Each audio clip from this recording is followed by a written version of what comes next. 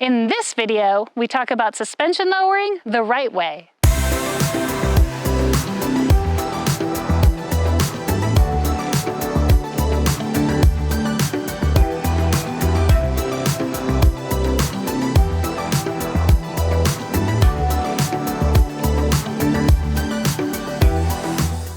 Hi, my name is Chris, and this is our channel for the love of knobs. If you're new here, what we like to do is bring you on our motorcycle adventures and give you some tips and tricks along the way.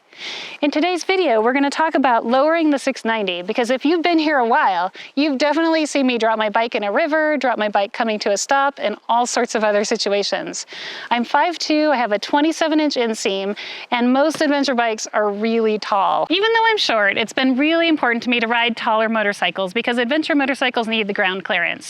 However, I've been riding the 690 for 2 years at a fairly high seat height, and what I have discovered is that it takes a lot of energy to get on and off the motorcycle, trying to swing the leg over when the seat is up here, and I drop the bike a lot. And so for my main motorcycle, I decided that a lower seat height would help and make it more comfortable for my long adventure rides. I'm really excited that Paul from EVO Organ Suspension is going to lower my motorcycle, and afterwards I'm going to take you out and talk about the advantages of lowering your motorcycle suspension if you're a shorter rider. This is Paul from EVO Organ Suspension, and I'm super excited because he's here to help me get my 690 set up. Paul, tell us what we're doing, how, and why. So we're going to, like Chris said, we're going to lower, respring, and revalve the bike. The purpose for respring is because Chris here is a lot lighter than your average rider. And so we need to get it set up for her weight. We're also going to lower it because, again, she's a little bit below average height. And then the last thing is revalving, which is going to give her greater comfort and confidence in the terrain she rides. So the first thing we're going to talk about is the rear shock spring. Typically, a bike is set up for an average rider, usually about 170 to 180 pounds, depending on the bike brand. Now, Chris is much lighter than that, so we're going to actually install a much lighter spring. Because much of her riding is involving dual sport activity, sometimes her bike is empty and sometimes her bike is loaded down. So we're actually not necessarily springing exactly for her weight, but kind of a happy medium between what she would normally do empty and what she would do completely loaded for bear. So in the case of the rear shock, typically when you go on a trip, you want to adjust the rear preload. And to make it easier, we're going to add this product, which is called an X-Trig preload adjuster. So instead of having that complicated ring you have to sit there and spin, which on many bikes is next to impossible to get to with the bike fully assembled, we simply use an 8mm wrench, and through a gear-driven system, we can just sit there and spin it, and we can adjust the preload in just a matter of seconds, whether she's empty or loaded for a long VDR trip. Like I said, we're going to lower it, and to do that, we install a series of internal spacers. For that, the whole shock has to come apart. What I've done here is, this is a shock shaft, different shock of course, but as far as the spacer goes, we can either put like a simple plastic spacer that goes between this plate and the bottom seal, or in the case of some of the KTM parts, we can actually manipulate it by which basically bottom plate is used. This particular one has a little bit of offset, which would technically allow the shock shaft to ride basically a little higher, effectively lowering the shock. Or we can use a simple, just flat spacer, which would actually make the shock effectively longer. You can typically reuse the original rear shock spring because we're able to actually reduce the preload ring itself to take up the extra distance reduced. In the case of the forks, it's a little more complicated. Typically, we have to use a combination of a slightly shorter fork spring and an internal spacer. To do so, the whole fork comes apart. In this case, we have a open chamber fork. This is the open chamber cartridge itself.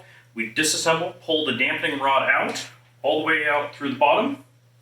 And then once we've done that, we insert a small lowering spacer, which effectively changes the length of the entire cartridge itself. That, combined with the shorter spring, makes for your lower fork. In the case of Chris's 690, we're going to lower it 2 inches overall. So the last topic we're going to cover today is revalving of the bike. Typically this is done to increase comfort and confidence in the terrain you're riding. At the end of the day, tuning comes down to tuning of the internal shim stacks. The shim stacks, without going into all the science behind it, it's effectively a spring. For those of you that aren't familiar with a shim stack, it is exactly as it sounds. It is a pile of very thin washers. And so by tuning this, we manipulate the height of the shim stack, the diameter of each given shim, as well as the thickness of each shim, and this will give us our desired performance. I want to give a huge thank you and shout out to Paul with EVO Organ Suspension for helping me get my 690 suspension properly dialed in. If you'd like to get your suspension serviced, professionally tuned, or lowered, make sure you reach out to EVO Organ Suspension. And to save 10% on parts for your suspension service, mention that you're a For the Love of Knobs subscriber and go follow EVO Organ on Instagram. While you're at it, you might as well follow For the Love of Knobs and subscribe to this channel if you aren't already. For the last couple of years, I've been riding it a little bit lowered, so it's been about 33.5 to 34 inches, but we just had it professionally lowered, so let's see what the seat height is now. Again, it is down under 33 inches, just under. So what's amazing is I can actually swing a leg over, put one leg on the foot peg, and still touch the ground. All right, in riding this lowered motorcycle, I can tell you some of the things that I already love about it. When I come to a stop at the stoplight, I can put a foot on the ground and another foot on the peg, and my hips do not hurt because I'm not doing a Captain Morgan anymore. This is really helpful in case it's a long stop at a stop sign or a red light when you're waiting for all the traffic to go. Historically, the bike has been too tall for me to dab or get a full foot on the ground, but now with the lowered suspension, I can have a full foot planted on the ground, moving the bike in a U-turn in a parking lot or in a circle, feel like I can have the confidence to get a foot down and not tip the bike over. It was important to me to have my suspension professionally lowered because as I'm riding more confidently off-road, I don't want my bike to bottom out or buck me off. Sometimes I need to push the bike around when I'm off the bike, and one of the great things about the lower suspension is that instead of the handlebars being up here, they're down here, which is much closer to where I would do push-ups and a lot easier to move the bike. One of the things I love about adventure riding is carrying with me everything I need to camp for the night. My tent, my sleeping bag, my chair, and my food. This does add some weight to the motorcycle, and so one of the goals of this project was to be able to adjust the suspension to accommodate for that weight. I have resisted lowering this bike for a very long time. I really thought I wanted to bring it back up to its full seat height.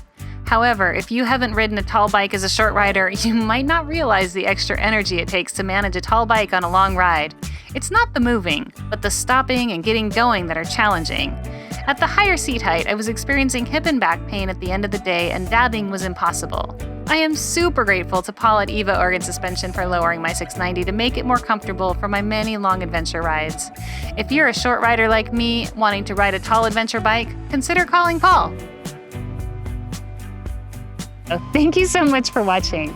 Like the video. If you haven't subscribed yet, definitely subscribe. And let us know in the comments below what's something you've done to your bike to make it more comfortable for adventure rides. We'll see you on the next ride.